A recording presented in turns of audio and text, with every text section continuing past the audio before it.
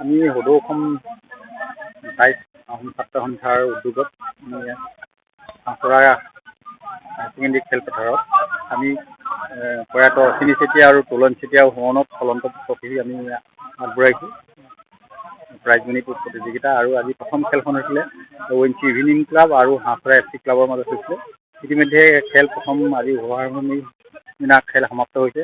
আজি ONC evening ক্লাবে গ'লত জিকিছে আৰু অহা 8টা দল আছে আমাৰ। অহা 8টা দল আমি 4 দিনত 8টা দলক খেলাই পিনি আমি ফাইনেল খেললৈ আগবাঢ়িম আৰু সেইদিনাখনি আমি চলন্ত ট্ৰফী আমি ফাইনেল খেলখন আৰম্ভ কৰিম আৰু সকলো ৰাইজৰ আমি সহযোগিতা কৰিছোঁ। বিশেষকৈ উঠি অহা প্ৰজন্মক আমি খেলৰ দ্বাৰাই যাতে এটা সমন্বয় গঢ়িব পাৰোঁ সেইটো কথাও আমি চেষ্টা কৰি আছোঁ। আমাৰ খেলৰ মাজেদি খেলৰ যোগেদি আমি ইখন দেশৰ বা সিখন দেশৰ বা ইটো জাতি সিটো জাতিৰ লগত আমি পৰিচয় হৈ পিনি আমি বহুত কিছুমান কাম কৰিব পাৰোঁ। খেলৰ যোগেদি সমন্বয়টো বজাই ৰাখিব পাৰোঁ আৰু সকলো ৰাইজৰ সহায় সহযোগিতা বিচাৰিছোঁ আৰু খেলখন যাতে সুন্দৰ হওক আৰু অঞ্চলটোৰ নাম হওক এই কামনা কৰিছোঁ।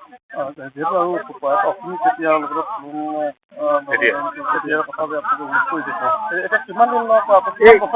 এই খেলখন এইবুলি দ্বিতীয় বছৰত ভৰি দিছে। চলন্ত ট্ৰফী দ্বিতীয় বছৰত ভৰি দিছে।